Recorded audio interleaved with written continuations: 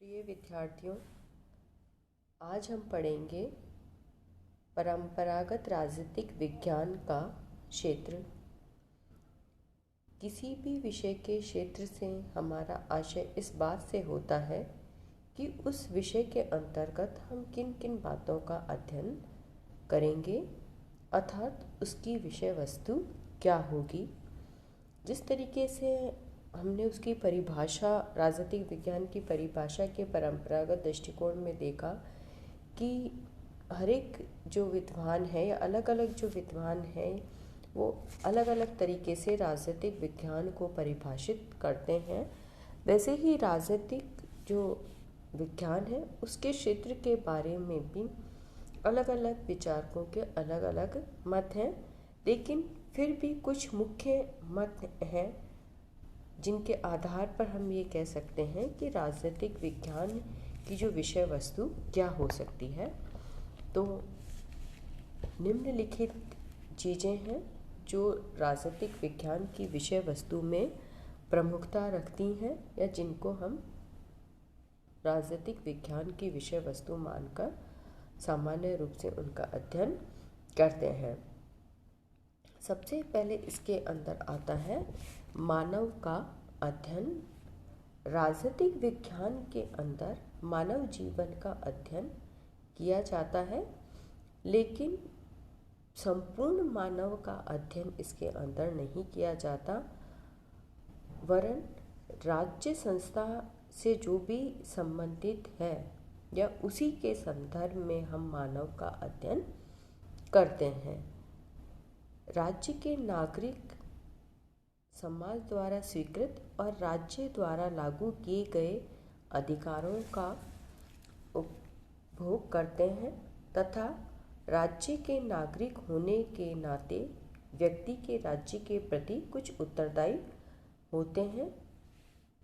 व्यक्ति और राज्य के संबंध की जो समस्या अत्यंत ही जटिल रही है, अतः राज्य के प्रारंभिक चरण से लेकर अब तक इस समस्या पर विचार किया जा रहा है।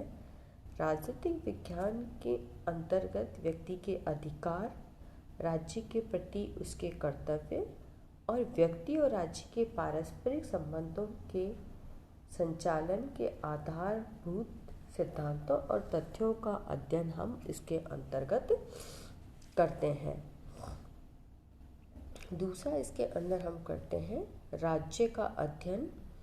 जो परंपरावादी राजनीतिक विज्ञान के विचारक हैं वो ये कहते हैं कि व्यक्ति के व्यक्तित्व का जो सर्वोत्तम विकास है और समाज के सामान्य उद्देश्यों की पूर्ति हेतु राज्य सर्वोच्च इकाई है।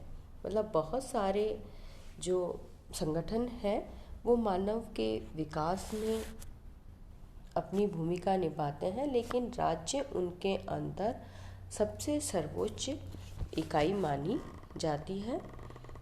इसके अंतर्गत हम राज्य के राजनीतिक विज्ञान के अंदर हम राज्य कैसा है उसका ऐतिहासिक अध्ययन करते हैं, कैसा होना चाहिए का विश्लेषणात्मक अध्ययन हमारे द्वारा किया जाता है और राज्य कैसा होना चाहिए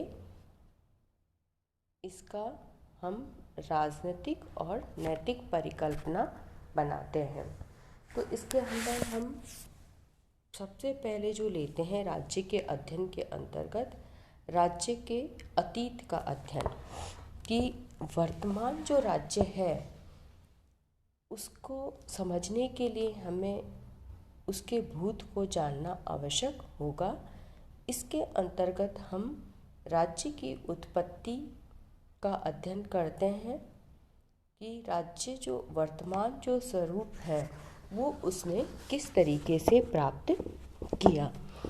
पहले जो राज्य की इकाई नगर राज्य हुआ करती थी, लेकिन धीरे धीरे विकास करके आज राष्ट्रीय राज्य में जो परिवर्तन हो गया है उसका अध्ययन हम राजनीतिक विज्ञान के अंदर करते हैं।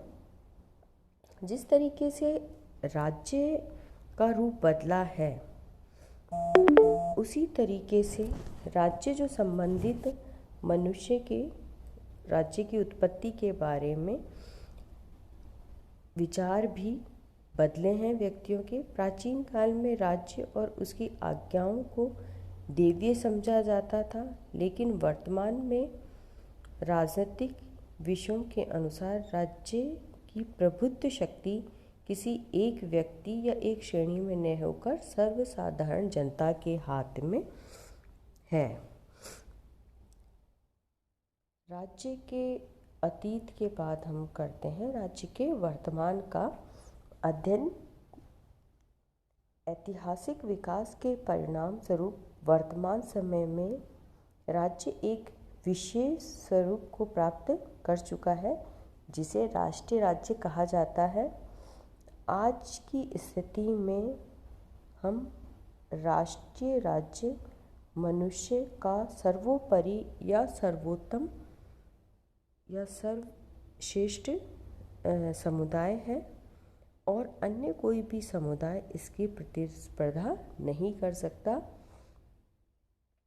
वर्तमान के अंदर हम राज्य के स्वरूप, उसके प्रयोजन और उद्देश्य और कार्य क्षेत्र पर राजनीतिक विज्ञान के अंदर इसका अध्ययन करते हैं। राज्य के भविष्य का अध्ययन। राज्य का अस्तित्व मानव जीवन को श्रेष्ठ बनाने के लिए है, क्योंकि मानव जीवन की श्रेष्ठता की कोई सीमा नहीं है। इसलिए राज्य के वर्तमान स्वरूप को हम अंतिम नहीं मान सकते कि जो आज राज्य है वो हम उसके लिए ये नहीं कह सकते वो पूर्ण रूप से सर्वोत्तम है या उसमें सुधार की कोई गुंजाइश नहीं है। वर्तमान समय में अनेक जो विचारधाराओं द्वारा हम राज्य के स्वरूप, उद्देश्य और कार्य क्षेत्र के में नवीन विचारों का प्रतिपादन किया जा सकता है और यही है कि हम राज्य के अंदर इन सब चीज़ों का अध्ययन करते हैं कि राज्य को किस तरीके से और भी श्रेष्ठ बनाया जाए कि भविष्य में राज्य का रूप लोकतंत्रात्मक, लोक कल्याणकारी व वैश्विक बंधुत्व की भावना पर आधारित हो। अब हम लेंगे जो हम परंपरागत दृष्टिकोण के द्वारा राज्य के विषय वस्तु के अंदर हम लेते हैं सरकार का अध्ययन। राज्य अपनी जो संप्रभुता है का प्रयोग सरकार के माध्यम से करता है, इसलिए सरकार के बिना राज्य के किसी भी अध्ययन को हम पूर्ण नहीं कह सकते। एक समय था जबकि सरकार और राज्य एक हुआ करते थे, उनमें कोई अंतर नहीं माना जाता था, लेकिन जैसे जैसे लोकतांत्रिक शासन व्यवस्था हुई तो अब सरकार और राज्य दोनों अलग हैं और उनका अलग अध्ययन किया जाता है।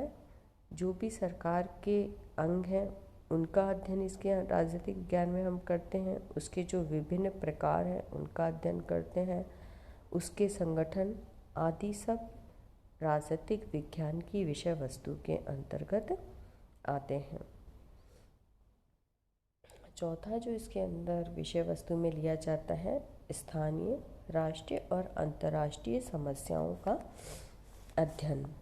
राजनीतिक विज्ञान